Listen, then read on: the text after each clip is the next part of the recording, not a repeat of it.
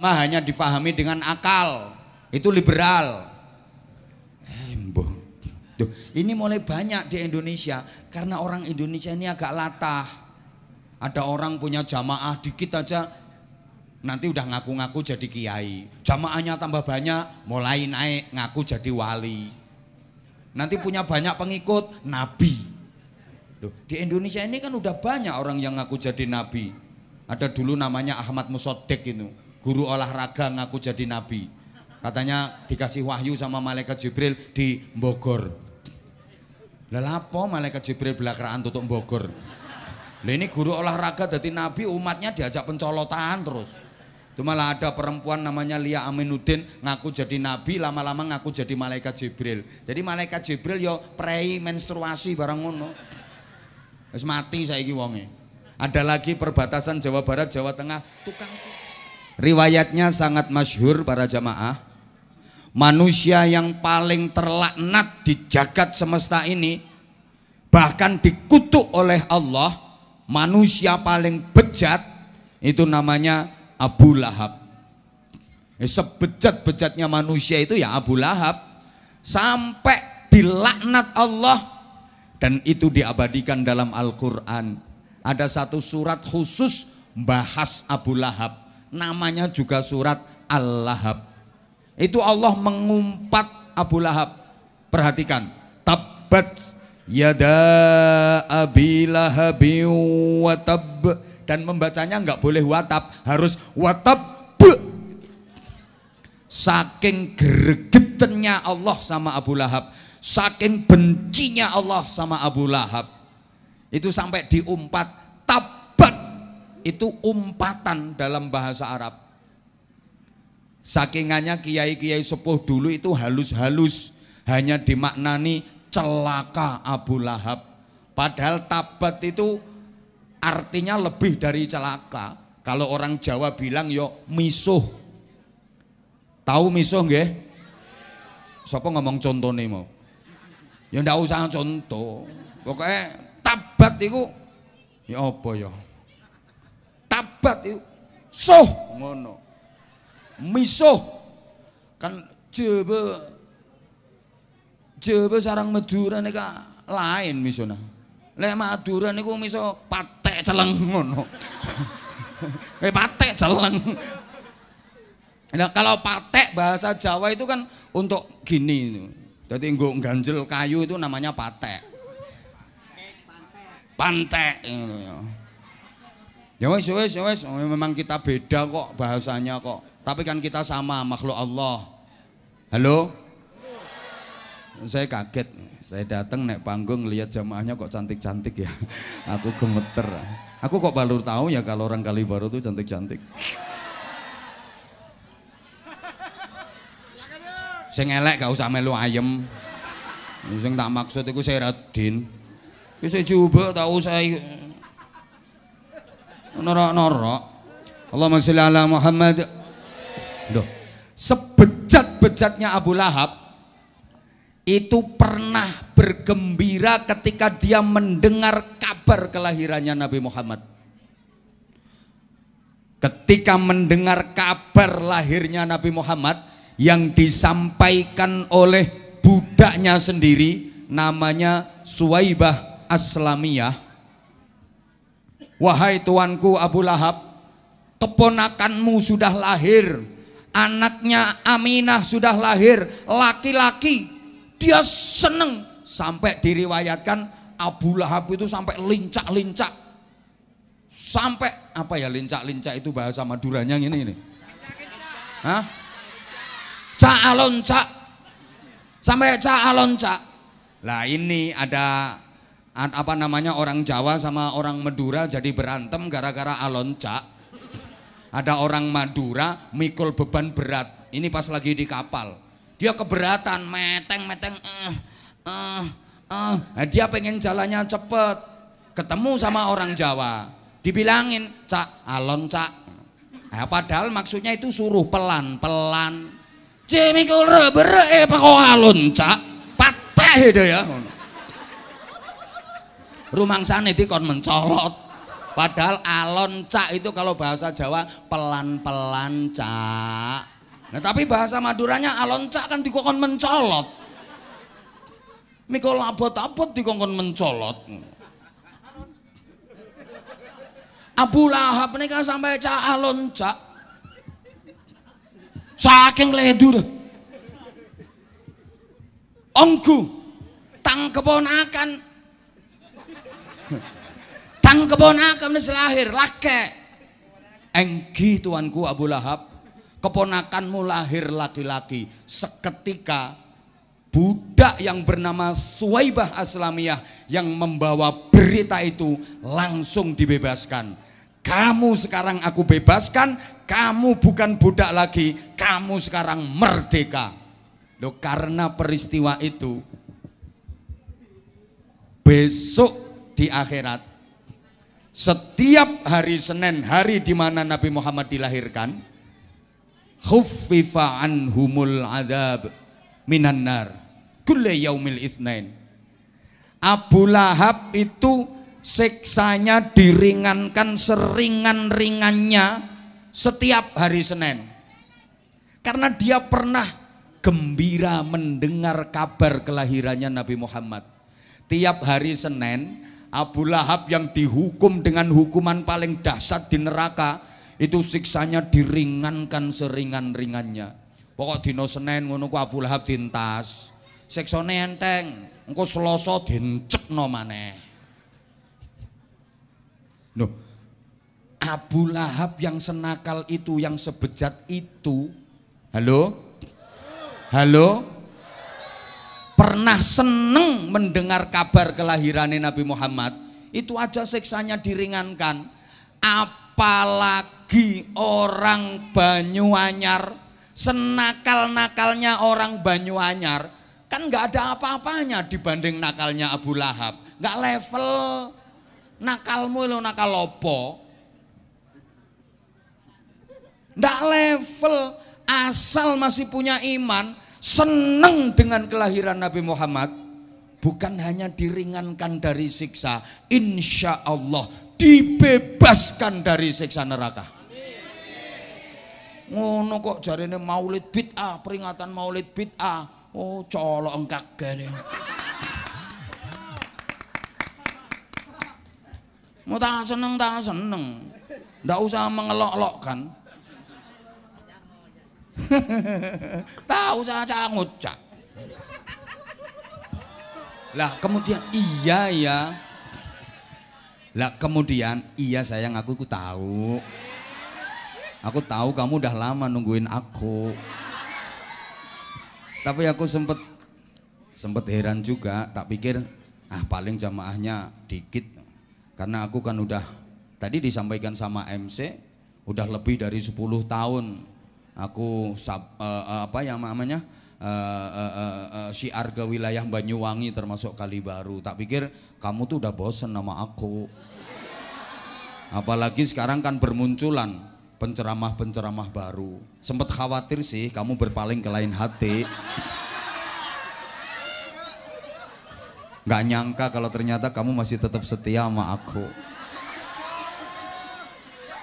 Kalau tahu kayak gini aku tuh jadi makin sayang sama kamu. I love you semuanya, I love you. Love you. Sing tuwek gak usah. Tuwek melukis bae. Gila nih. Khusus sing nom ngene. Iki untune kari loro ngene. Nah, tak balekno sing tuwek.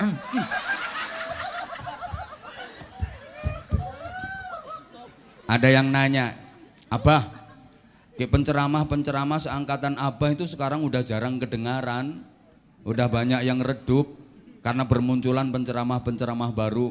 Tapi Abah tetap eksis, bahkan Abah tetap FYP, nggak kalah viral. Rahasianya apa sih? Aku jawabnya sederhana, karena aku mencintai jamaah, maka jamaah juga mencintai aku. Itu juga karena kamu sayang. Kalau bukan karena kamu, aku bukan siapa-siapa. Kasih ya. Siapa ngomong CNDL? Kamu itu tinggal dengerin. Nun sewu yai kula kalih seliwar-seliwer nggih. Afwan, pangapunten ya, ini caranya menyenangkan jamaah biar kerasan ngajinya. Dah. Lah Rasulullah itu diutus sebagai uswatun hasanah. Contoh dan teladan bagi kita. Nah, ajaran-ajaran Rasulullah itu namanya agama. Cukup ndak ini waktunya ya. Nah, agama bisa tegak di atas 3 dimensi. Ini mulai ngaji bener. Ditirukan sama-sama ya. 3 dimensi itu pertama namanya dimensi ritual. Bareng. Yang ikut menirukan saya doakan mudah-mudahan barokah. Banyak duitnya. Banyak rezekinya. Banyak pahalanya. Gampang urusannya. Gampang nyari utangan. Lo kok emoh lo? Yang diutangin lupa nggak nagih. Nah ngono. Yang nggak ikut menirukan, pokoknya nanti kalau tidur awas, ndak inget apa-apa. Pertama namanya dimensi ritual, bareng. Yang kedua dimensi sosial. Yang ketiga dimensi intelektual. Oke, saya urut. Pertama ritual. Ini menyangkut ritus-ritus religius yang sesungguhnya semua agama punya. Kalau Katolik ada namanya misa. Kayak kemarin Paus Fransiskus datang ke Indonesia mengadakan misa akbar di GBK. Kalau Kristen Protestan namanya kebaktian.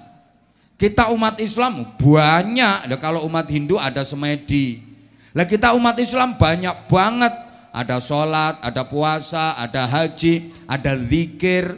Termasuk ini bagian dari ritual. Bahkan Indonesia yang mayoritas penduduknya beragama Islam, ini udah masuk wilayah ekstrim ritual. Semua itu dihubungkan dengan agama.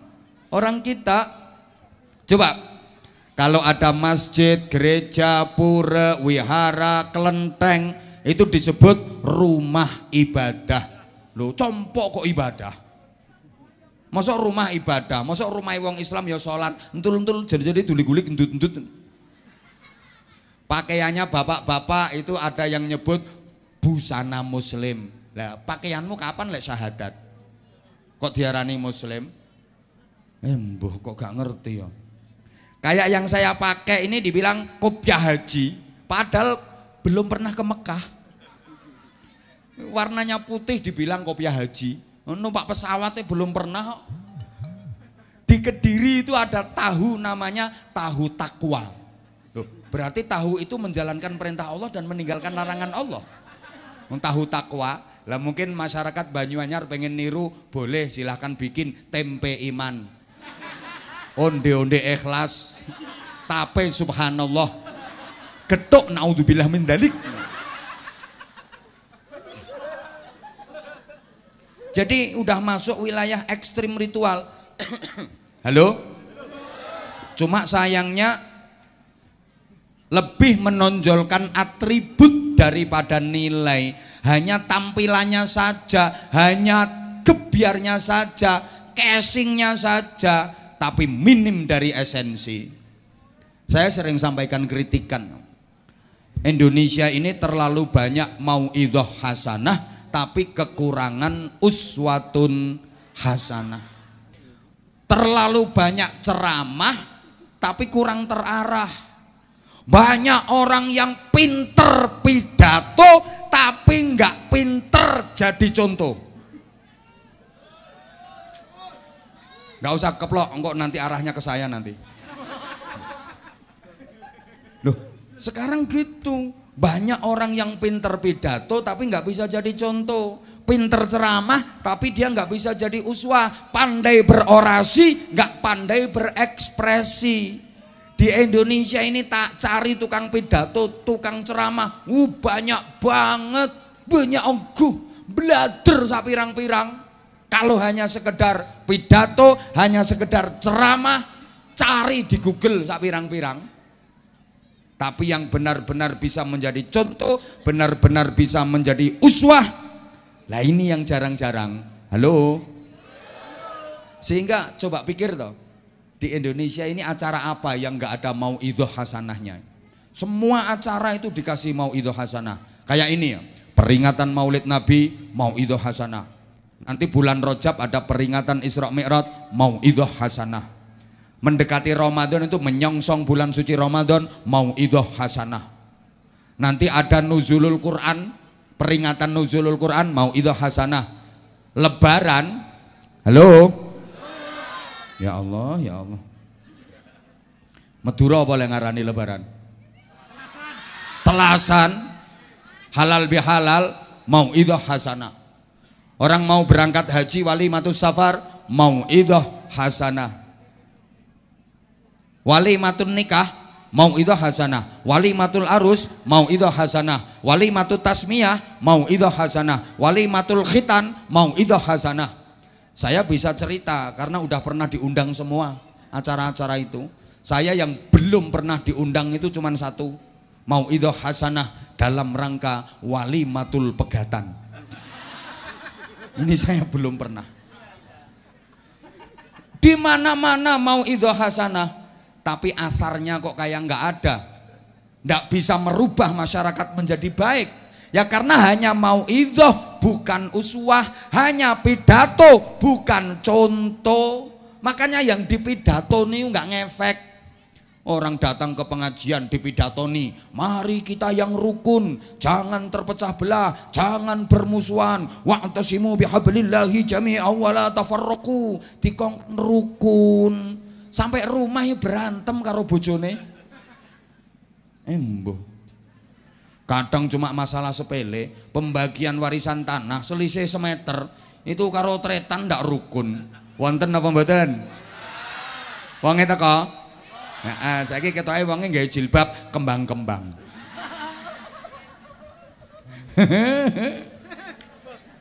Ya Allah. Dipidatoni, wala yaghtab ba'dukum ba'dha. Jangan kalian menggunjing saudara sendiri, ojo ngerasani. Ayuhibbu ahadukum ayyakula lahma akhihi maitan fakarihtumu. Ngerasani ku padha karo mangan batange wong sing dirasani. Ayo coba. Lu yang ceramah belum selesai ngomong, jamaahe malah ngerasani sing ceramah. Mbok paham mbok enggak ngene iki diomongin. Allahumma sholli ala Muhammad. Ya kenapa? Ya maaf. Karena sekali lagi hanya mauidhah bukan uswah. Kita itu terlalu banyak teori kurang amali, banyak trik kurang action, itu kita. Wong Islam duwe dalil an-nadzafatu minal iman, kebersihan itu bagian dari, bahkan ada ayat Qur'annya innallaha yuhibbut tawwabin wa yuhibbul mutatahhirin. Harusnya umat Islam itu rapi, resian, bersih, tapi kenyataannya kok kemproh-kemproh. Kota yang paling bersih itu Jepang, Jepang, Singapura, Venezuela, itu bukan kotanya umat Islam. Kita dalilnya an-nadzafatu minal iman. Tapi lihat, maaf, kamar mandi di sebelah masjidmu pesinge 17 derajat, ngalang-alai fadilai sholat jamaah. Masjid kotor, kadang-kadang ono telek cecek, telek tikus iku nggak disuceni, malah dibunderi kapur. Kasih tulisan awas telek. Tapi di dinding masjid ada tulisan an-nadzafatu minal. Lucu. Halo?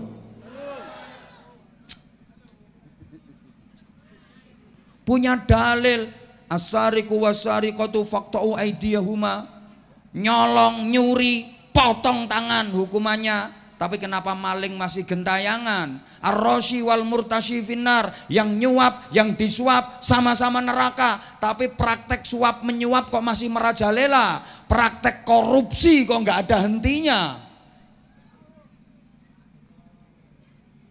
Negara yang paling aman dari pencurian, dari kriminal itu malah Belanda, coba. Bukan negara Islam. Lah orang Islam sendiri kok nyolongan. Coba kalau saya tanya pasti jawabannya bisa jawab dan banter dan sama. Saya yakin jamaah sekian ini kalau saya kasih satu pertanyaan jawabannya pasti sama. Tolong dijawab. Di manakah orang paling sering kehilangan sandal? Loh ya. Masjid malah. Katanya masjid rumah Allah. Allah Maha melihat. Lah kok sandal sering hilang?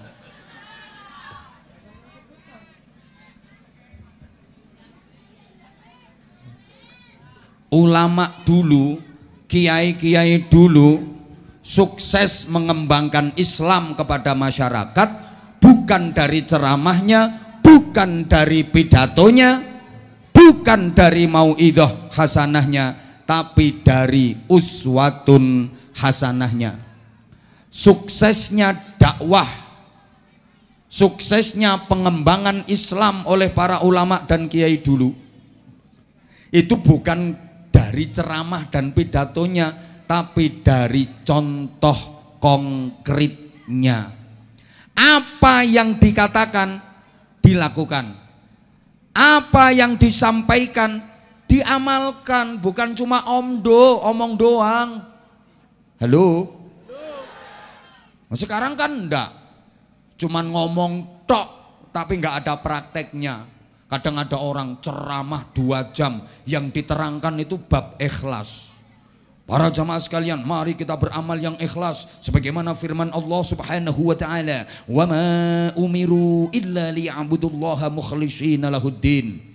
Ikhlas itu bukan karena apa-apa, bukan karena siapa-siapa, beramal murni semata-mata karena Allah, berharap ridha Allah, tidak berharap bayaran, tidak berharap balasan manusia, karena balasan manusia hanya kecil nilainya. Allah yang membalas dan balasan Allah jauh lebih besar nilainya. 2 jam pidato tentang ikhlas, selesai pidato pulang gak disangoni karo panitia, ngamuk-ngamuk,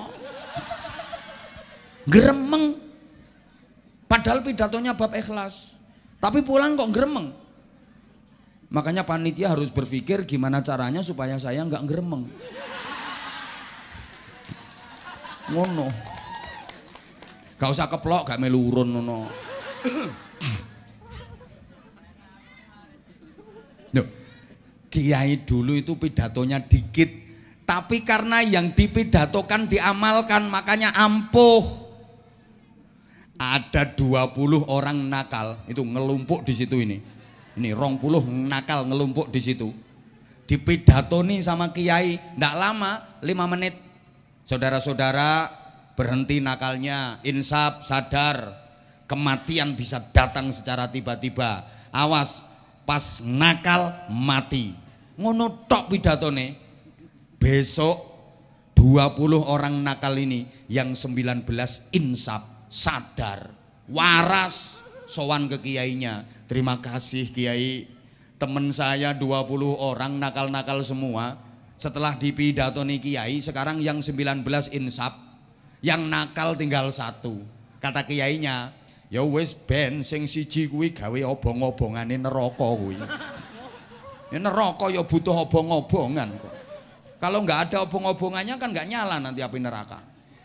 20 wong nakal dipidatoni kiai cuma 5 menit, besok yang 19 insaf. Nah sekarang ada 20 orang nakal dipidatoni Abah Anza garis miring Anwar Zahid 2 jam lek pidato, besok sing nakal dadi selikur. Soalnya ketambahan sing pidato. Kowe guyumu kok kaya setuju ngono.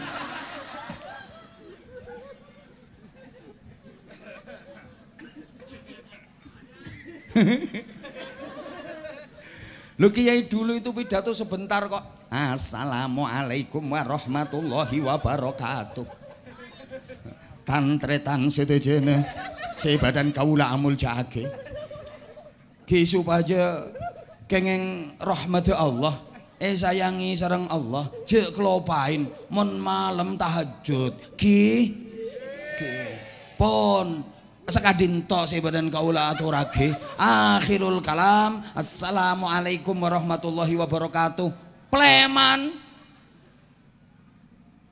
Ngono tok pidatone. Tapi kiai yang ceramah tentang tahajud itu istiqomah qiyamul lail. Tiap malam nggak pernah meninggalkan tahajud. Makanya ampuh nasihat-nasihatnya.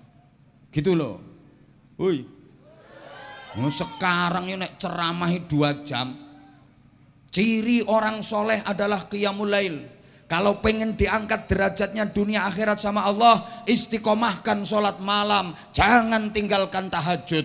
Sebagaimana firman Allah Subhanahu wa taala dalam Al-Qur'an surah Al-Isra, "Wa minal laili fatahajjad bihi nafilatan lak asa ay yab'atsaka rabbuka maqaman mahmuda." Sing ceramah babar pisan gak tahu tahajud. Halo?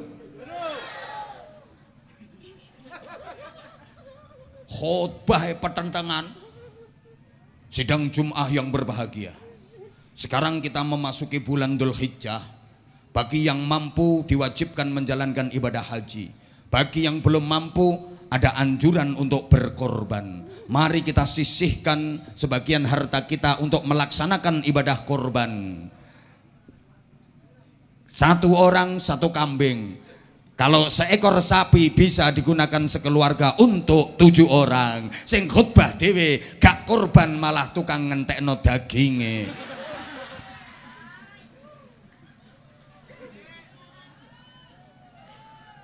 Wonten apa mboten? Wonge teko. Lungguhe nang ngisor apa nang panggung? Sing ndi wonge? Pakai celana apa pakai sarung? Sarung. Bajune lengan pendek apa panjang? Ndi to wonge? Ajak-ajak rukun. Ayo rukun, ayo rukun, ayo rukun. Loh tapi dia sendiri nggak rukun, gara-gara beda pilihan klebun, gara-gara beda pilihan caleg, gara-gara beda pilihan calon bupati. Wonten apa mboten? Padahal wonge pinter loh. Wonten apa mboten? Wonge teko manggon ngisor apa nang panggung? Nganggo celana apa sarung? Bajune lengan pendek apa panjang? Ya Allah. Pecine ireng apa putih? Wonge lungguh apa ngadeg?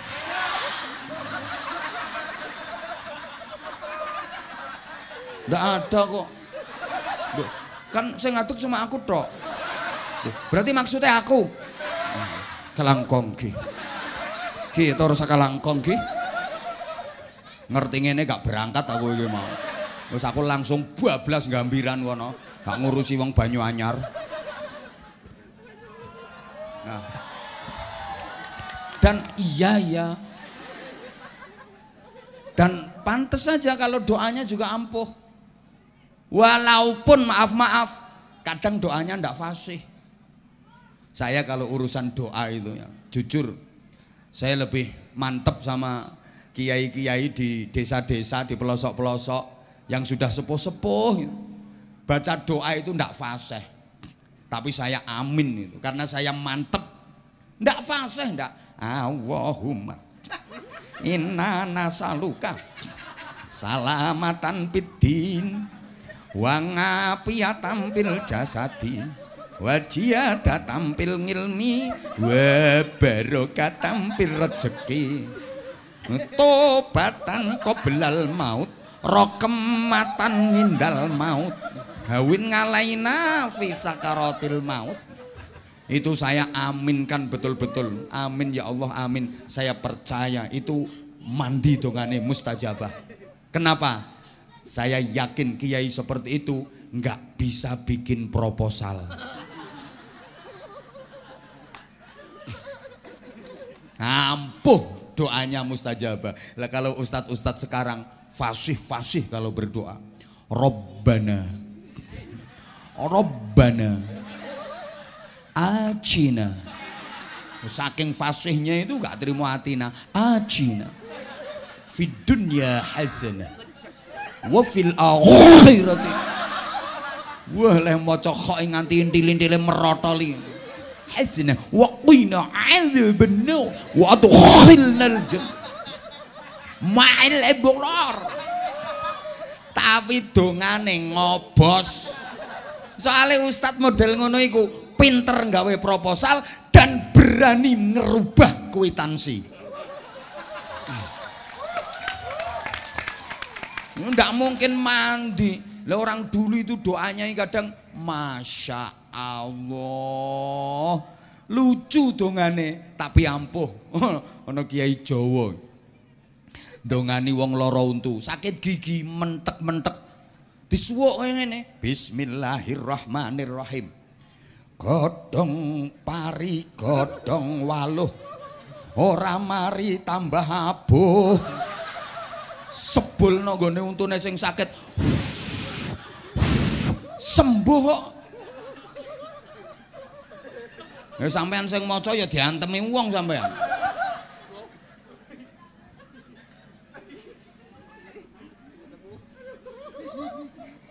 Punya acara hujan deres itu ndak usah nyari pawang, ndak usah nyari dukun, malah ditantang itu hujan, lepas baju, menantang langit.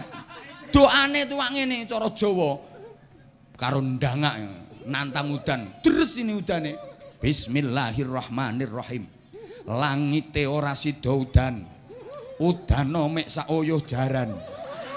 La ilaha illallah Muhammadur Rasulullah.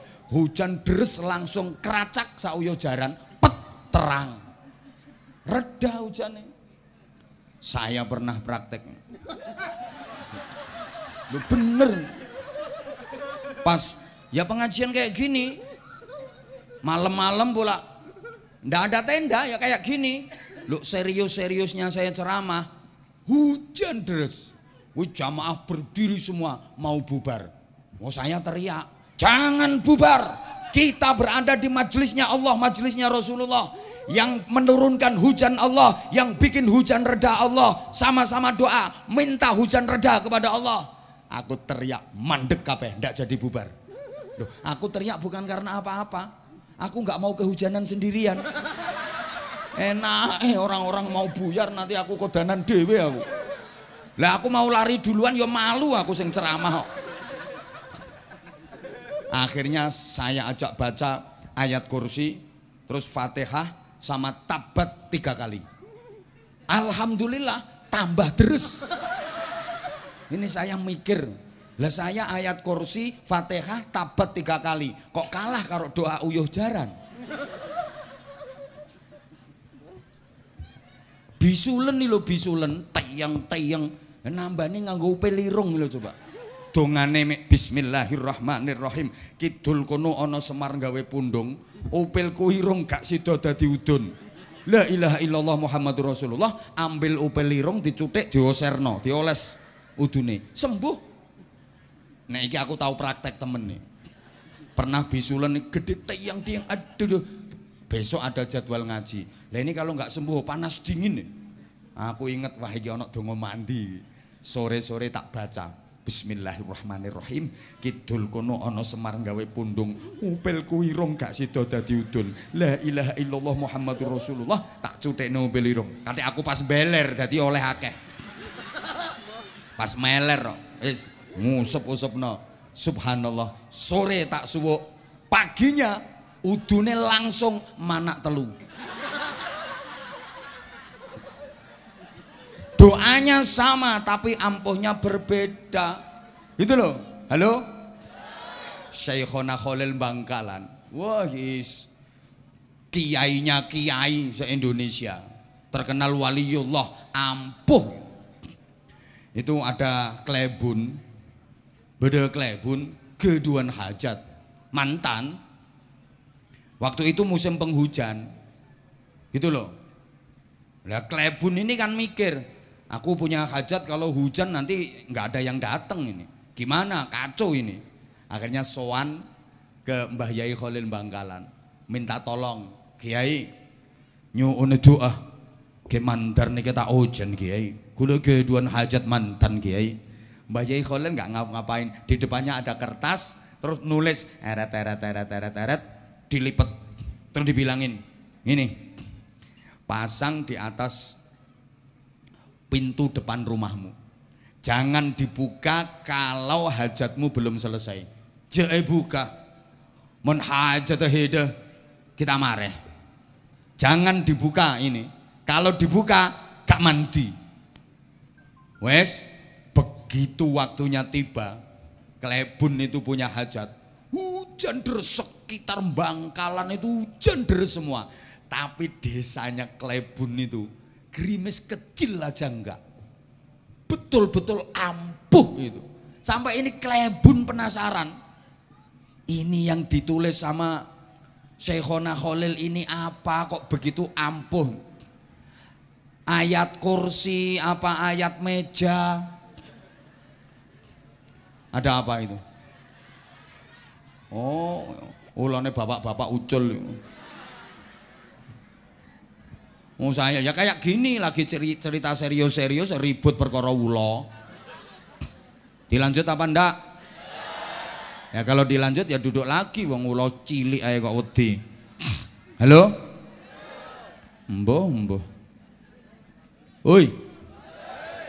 Ini Pak Lurah Klebun penasaran, begitu ampuh jimatnya yang ditulis sama Syekhona Kholil. Wong sekabupaten Bangkalan itu loh hujan deres semua, tapi desanya Klebun yang punya hajatnya terang benderang. Gerimis kecil aja enggak. Begitu hajatnya selesai, Klebun penasaran. Ini yang ditulis Syekhona Kholil ini surat ikhlas apa surat gak ikhlas? Ayat kursi apa ayat lemari? Akhirnya kan kalau hajatnya udah selesai boleh dibuka. Diambil dibuka. Begitu kertas dibuka, Klebun ini tertawa terbahak-bahak. Agel. Karena ternyata lucu, yang ditulis Syekhona Kholil ini bukan ayat Quran, bukan sholawat, bukan wifid, bukan jimat, bahasa Madura.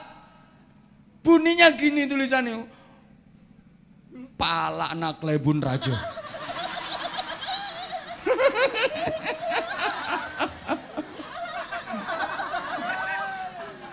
Lho wong ngono kok iso dadi jimat ayo. Pala anak Klebun raja. Iso gawe nolak udan. Menengo kae. Ini serius ini. Jadi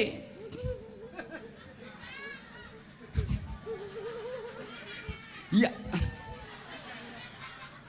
yang ampuh itu orangnya. Oke. Ini begini ya, ini perlu saya sampaikan bahwa meringati Maulid Ngadi dengan ngaji kayak gini harus terus supaya kita bisa berislam dengan benar. Karena Islam di dunia ini sekarang ini secara umum terpecah menjadi 3 kelompok besar. Ada yang tatoruf, ada yang irhabi, ada yang tawassut, ada yang radikal, itu yang keras-keras itu.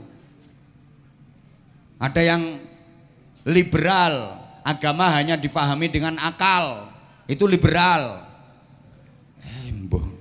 Duh, ini mulai banyak di Indonesia karena orang Indonesia ini agak latah. Ada orang punya jamaah dikit aja nanti udah ngaku-ngaku jadi kiai. Jamaahnya tambah banyak, mulai naik ngaku jadi wali. Nanti punya banyak pengikut, nabi. Duh, di Indonesia ini kan udah banyak orang yang ngaku jadi nabi. Ada dulu namanya Ahmad Musodek itu, guru olahraga ngaku jadi nabi. Katanya dikasih wahyu sama malaikat Jibril di Bogor. Lah lapo malaikat Jibril belakraan tutup Bogor. Lah ini guru olahraga jadi nabi, umatnya diajak pencolotan terus.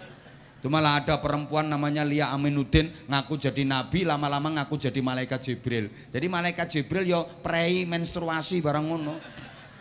Wis mati saiki wonge. Ada lagi perbatasan Jawa Barat, Jawa Tengah, tukang cukur ngaku jadi nabi, namanya Tugimin. Namanya udah nggak pantas kok, mosok Nabi Tugimin alaihi salam. Nah ini kalau di solawatan nok saru. Nek ya sallallahu ala Muhammad pantes. Sallallahu alaihi wasallam. Coba yang tadi sallallahu ala tukimen. Gak pantes blas. Di Malang ada mantan petinju namanya Yusman Roy. Itu mengajarkan sholat boleh diterjemah pakai bahasa masing-masing. Ya Allah. Jadi lek komat bukan Allahu Akbar, asyhadu an la ilaha illallah. Komatnya Allah Maha besar, aku bersaksi tiada Tuhan selain Allah dan aku bersaksi Nabi Muhammad utusan Allah. Mari kita sholat, mari bahagia. Sholat segera ditegakkan, sholat segera ditegakkan. Allah Maha besar, tiada Tuhan selain Allah. Akhirnya imamnya maju. Jadi takbiratul ikhramnya bukan Allahu Akbar, diterjemah Allah Maha besar. Lah ini makmumnya yang orang Jakarta Betawi ya. Allah gede banget. Ada makmum yang orang Banjar sana. Bahasa Banjar gede itu kan ganal. Allah nal ganal. Tetangga saya Bojonegoro, Gusti Allah kawedi. Nah, yang paling lucu tretan Madura. Tretan Madura takbir Allah Maha Jeraja tak iya. Beda tak iya nah. Allah Maha Jeraja tak iya. Jadi ngimami ya. Bukan bismillahirrahmanirrahim alhamdulillahirabbil alamin baca Fatihahnya. Dengan menyebut nama Allah yang Maha Pengasih lagi Maha Penyayang. Segala puji bagi Allah Tuhan seru sekalian alam, yang Maha Pengasih lagi Maha Penyayang, yang menjadi Raja pada hari kiamat.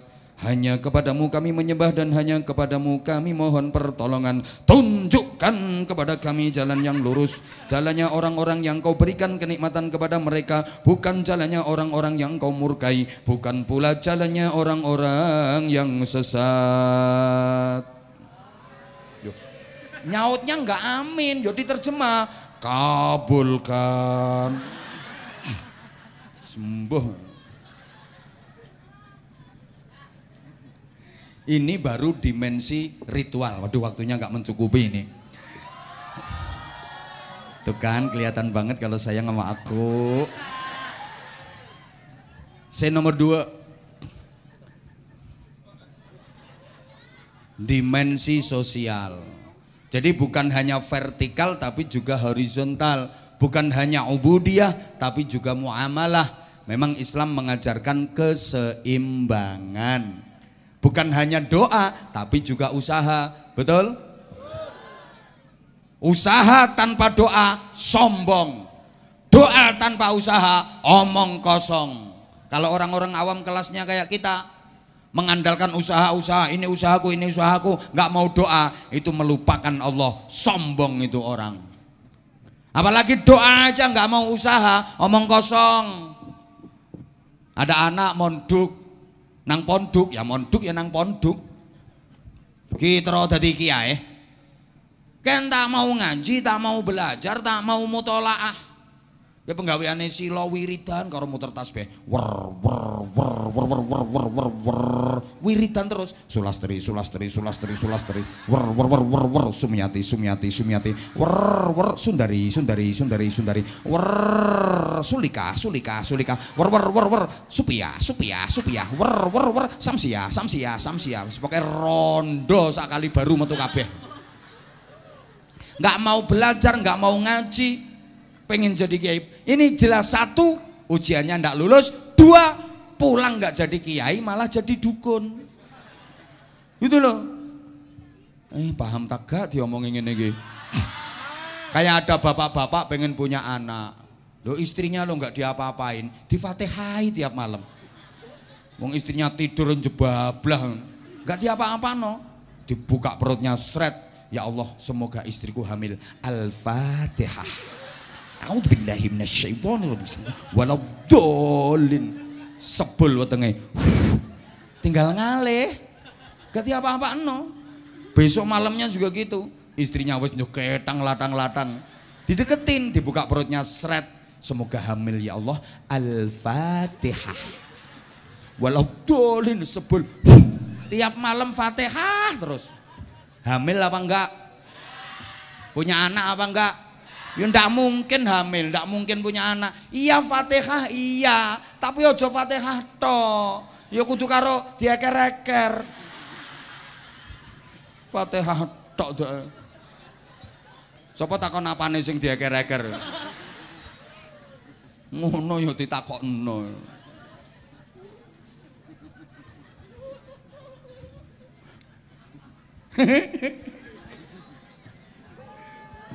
Duh. Bektona sih tak cukup. Sapa ngomong larang-larang? Saya ngomong mahal larang musuh. Ya, pengen murah ya ketua RT-mu kon ceramah. Gak usah ngundang toko Bojonegoro. Ayo ketua RT naik ceramah. Larang murah tergantung kualitas. Lokal karo internasional yo seje.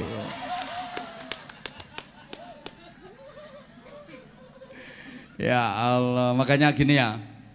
Banyak orang yang masuk surga karena ibadah sosial, banyak pula yang masuk neraka ya gara-gara ibadah sosial, gara-gara dosa sosial. Itu loh. Ingat gak ada seorang kiai masuk neraka nggak bisa masuk surga gara-gara selilit. Tahu selilit? Yang dipakai ganjel apa yang dipakai ini loh. Apa ya bahasa Maduranya apa itu? Sotel. Tusuk gigi itu loh, tusuk gigi. Acongkek. Ya acongkek. Tusuk gigi itu loh. Itu ceritanya kan gini. Ada kiai itu habis makan, terus ada daging yang di sela-sela giginya selilitan kalau cara Cak Jawa. Nah, terus bunyainya, maknyeknya itu lagi nawar kayu bakar. Zaman dulu belum ada LPG. Ada penjual kayu bakar yang dipikul, maknyek bunyainya itu nawar kayu bakar mau beli. Lah kiainya deketin, ya karena ada kotoran di sela-sela giginya, nggak sengaja dia beset itu ngambil kayu, dikit seret ngono, dipakai tusuk gigi gini.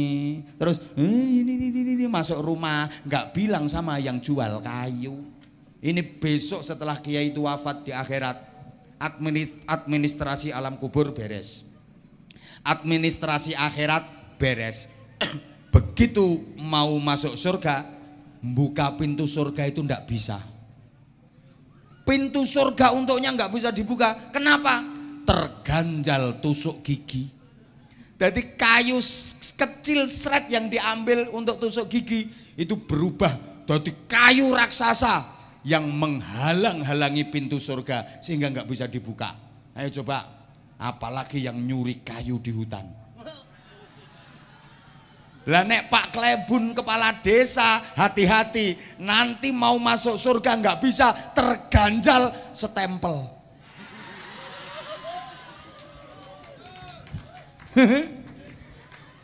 Nek kiai yo penceramah yo keganjelan mik. Lawange swarga keganjelan mik ra iso mlebu. Tapi di sisi lain ada perempuan nakal masuk surga gara-gara ngasih minum ke anjing. Ngasih minum ke patek. Loh, kan ini ceritanya ada perempuan nakal. Apa ya namanya perempuan nakal itu? Apa? Purel. Ya begenggek atau lonte-lonte. Ini lonte pulang dari majelis perlontean. Nih di tengah perjalanan dia merasa lapar, merasa haus. Akhirnya dia berusaha nyari minum, nyari sumur. Ada sumur tua, seneng dia. Tapi nggak ada timbanya. Dilepaslah selendangnya, dimasukkan ke sumur. Setelah basah oleh air, diambil. Kemudian diperes ke mulutnya, diminum. Seger dia. Begitu dia mau jalan, dia melihat ada anak anjing. Bahasa Inggrisnya the kire. Ada anak anjing yang kejet-kejet itu. Sama karena kelaparan dan kehausan. Ini pelacur ini kasihan. Wah kasihan ini. Kalau saya yang manusia saja kehausan begitu menderita, anak anjing ini mesti merasakan hal yang sama. Dia balik ke sumur tadi, dilepas lagi selendangnya, masukkan ke sumur, setelah dapat air ditarik dan dipereskan ke congornya, ya kecolong patek gitu. Diminum sama anjing, dia seger jalan. Bersamaan dengan itu para malaikat beristighfar memohonkan ampun untuk perempuan nakal tadi. Allah menerima taubatnya, mati husnul khotimah, masuk surga. Masuk surga gara-gara ngasih minum anjing, apalagi ngasih minum kiai.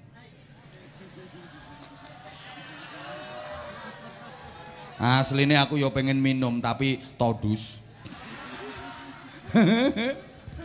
Ini pentingnya dimensi sosial. Ibu bapak, halo? Ibadah haji itu ritual, urusan sama Allah. Tapi kalau sosialnya nggak beres, ditolak. Kan ada cerita. Halo? Orang haji pakai duit haram. Man hajja bi haramin aw min haram, idza qala labbaik Allahumma labbaik fa ajaballahu lahu la labbaik laka wala sa'daik. Orang berhaji pakai duit haram, ketika dia bertalbiyah labbaik Allahumma labbaik, ditolak sama Allah karena duitnya haram yang dipakai untuk haji. Dia talbiyahnya khusyuk, labbaik Allahumma labbaik labbaik la syarika laka labbaik. Dijawab sama Allah, gak labbaik labbaikan.